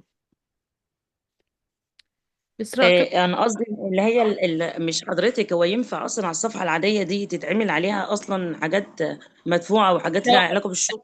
لو عملتي البروفيشنال مود تقدري تعملي على ما اعتقد يعني تقدري تعملي عليها اعلانات مدفوعه. بس ما تعمليش كده، ما تدفعيش، اصبري استثمري شويه في المحتوى وشوفي النتيجه. بس استثمري وقت طويل يعني مش اللي هو هو انا بص يعني باديه، مش باديه من كتير، انا باديه من شويه، بس هي في الصفحه بتاعتي في حته ان انا ايه اللي هو للشغل، بس في حته ليه لو حد جديد مثلا جاي انا ببعت له الصفحه اللي ليها علاقه بالشغل. يحجز دي عشان يحجز منها. ايوه بالظبط بالظبط كده، يعني ايوه يبقى في انا كمان صفحه. كده. انا كمان كده انا اه في صفحه اللي هي تيفل شيب تمام. فدي ايوه، الناس ما انا بقول عن حضرتك عندك صفحه، ما انا بقول. اوكي. ما هي انت كنت بتقولي صفحه شخصيه وصفحه بيزنس. اوكي فهمت قصدك. بصي ايوه اه، انا بقول ان حضرتك انا عندك فاكره ان انت عامله، ان انا اللي كنت فاكره ان انت عامله صفحتين بيرسونال اكاونت. لا لا لا، هي صح. الصفحة بتاعتي اه وصفحة الشغل بقى. بصي هقول لك على حاجه. من مم. التجربه احنا دفعنا اعلانات مموله كتير زمان. ان اللي بيجيب اكتر هو المحتوى. فحتى لو انتي وعموما صفحة البيزنس بيبقى بيقلل لك التفاعل بتاعها علشان خاطر تضطري تدفعي. فانتي تعملي ايه اه. بقى؟ تخلي التفاعل على الصفحة اللي هي البيرسونال اكاونت اللي هو زي ما انا بعمل كده. تخلي مم. المحتوى بتاعك ينزل على الصفحة اللي هي دي. وتقومي بعد كده، طب عايزين تحجزوا معايا كورس، روحوا للصفحة بتاعت البيزنس. ليه الناس تروح مم. بتاعت البيزنس؟ علشان خاطر يبقى بس هي الميزة فيها ان انتي قدام لو حبيتي ان انتي تخلي حد يساعدك ويرد معاكي على الرسائل، فيقدر يعني تقدري تديله رول على الصفحة كده. ان هو ايه، ما يبقاش الادمن بس، بيبقى رول اقل كده بحيث ان هو يرد على الرسائل. وفي نفس الوقت يبقى كل العملاء اللي بتيجي تسأل على الحاجة منظمة في حتة معينة، لأن الصفحة الشخصية ممكن يبقى فيها ناس بتسأل على حاجة وناس بتسأل على كورس وناس عايزة تحجز وناس حجزت. فما يبقاش الموضوع ايه، تايه. فهي بس اه، ما انا عامله عاملاها عشان كده، ان هي فكره. بس انا يعني كنت عاملاها من بدري، بس انا الفتره دي اللي بدات اهتم بيها. هي كانت الاول مثلا 100، دلوقتي بقوا ايه 300. هي بتزيد يعني، مش ما بتزيدش. بس انا قلت بقى يمكن ان اصلنا مثلا ادخل عند ناس الاقي في حاجه مثلا اسمها ايه 1000 متابعين و2000 متابعين، وادخل عليها هي في نفس المنطقه عندي. المستوى مش اللي هو فانا افتكرت مثلا، هل فعلا ديت مثلا الاعلانات اللي بتفرق تروح لا بس انا هقول مكتوب لك 1000 على متابع؟ حاجه. خلي بالك احيانا مم. بيكون عدد في الليمون. يعني الناس دايما بتعمل ايه، بتبص على عدد الفولورز وتعمل الحركه بتاعت العيال اللي كانت بتروح للمدرسين في الثانويه العامه وتقعد تقول والله هو بياخد من العيل 300 جنيه. وبعد كده ويعد العيال اللي في القاعه ويقول 300 في 200 يبقى هو كده بيدخل له كذا. لا الموضوع ما بيمشيش كده على السوشيال ميديا. السوشيال ميديا كده عامل زي عدد الفولورز، عاملين زي ان انت يبقى معاكي فلوس كتير في بنك الحظ. لا اه. يعني ان انت بيدخلك الدخل ده، يعني انت ممكن يكون بيدخلك فلوس اكتر من اللي عندها صفحة مش عليها 1000 ولا 2000، ممكن يبقى عليها 10000 مليون عادي. هي الموضوع بيتحكم في الاخر انت داخلك كام. فانت تقدري توصلي بالبيرسونال اكونت بتاعك الريتش بتاعه بيبقى اعلى. الفيسبوك عامله كده ان الريتش بتاعه اعلى. فانت تعملي ايه، بتعملي المحتوى بتاعك عادي جدا. طب والناس عايزه تحجز تروح تحجز على الصفحه. يعني انا مثلا كان عندنا الصفحه كان عليها 30000 او اكتر، حلو. وبعد كده جت اتهكرت. طلعت عمرة قعدت ادعي ربنا يا رب الصفحة ترجع. بعدها بسنة بالظبط الصفحة رجعت. بس في خلال السنة دي كنا عملنا صفحة ايه، جديدة، حلو. جميلة، جميلة، الصفحة الجديدة دي بعد ما كان عندنا أكتر من 30 ألف فجأة بقى الصفحة إيه، الله ينور، ما فيش حاجة خالص، أبيض يا ورد. ومع ذلك ما فرقش خالص. ليه؟ لأن البيرسونال أكاونت هو الناس جاية بتحجز مع مين؟ مع مثلا مس منال. معقولة بس. فمس اه، مع ابله بسمه. فابله بسمه راحت قالت لهم احجزوا على الصفحه الفلانيه. الصفحه الفلانيه دي ما عليهاش حد، مش مشكله، هم جايين تبع مين؟ ابله بسمه. عارفينها. اه. بس خلاص لكن مش داخلين على الصفحه من بره. فلقوا ان هي صفحه ما مجهوله الهويه ورايحين يدفعوا فلوس ويحولوها اونلاين، مش هيعملوا كده. فهم لازم يجوا تبع حد ثقه.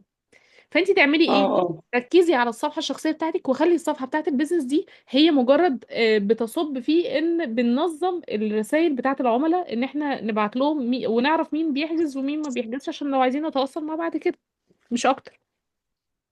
تمام، شكرا، تسلمي. عارف. اوكي. آه... اسراء بتقول مش جاوبت على سؤالك. ما هم كتبوا لك اهو.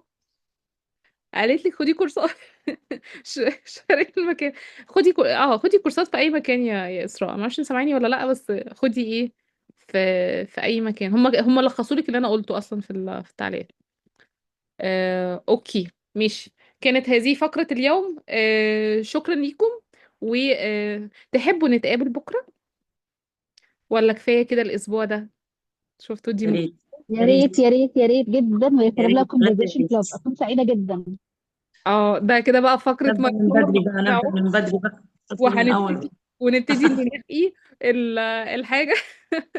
طيب خلينا أكد عليكم او على بصي، عندي فكره لو ممكن نعملها. الفكرة دي. هتتطلب إن أنا أعمل مجهود زيادة؟ مش هعمل مجهود زيادة. اطلاقا، هتخلينا. بالك في الآخر. ايه رايك بدل ما بنسال بالعربي عادي كده نسال بالانجلش، فمنه ان احنا نبقى كونفرزيشن كلوب بس انتو ذا توبيك اللي احنا الحاجات اللي عايزين نسال فيها، لو هقول حابين. لك بقى احنا مش كلنا مدرسين إنجليزي هنا. ده عندنا ناس. اوكي.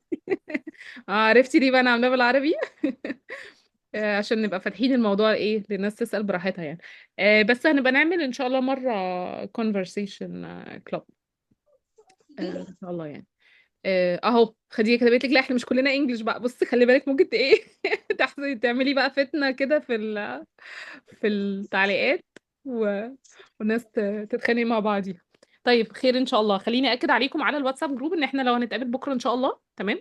معلش النهارده طولنا حبتين، بس قلت يعني بقالنا فتره مش بنتقابل فخلينا، وفتحتوا انتوا موضوع شيق قوي، انا بحب الموضوع بتاع الداتا كوميونيكيشن ده.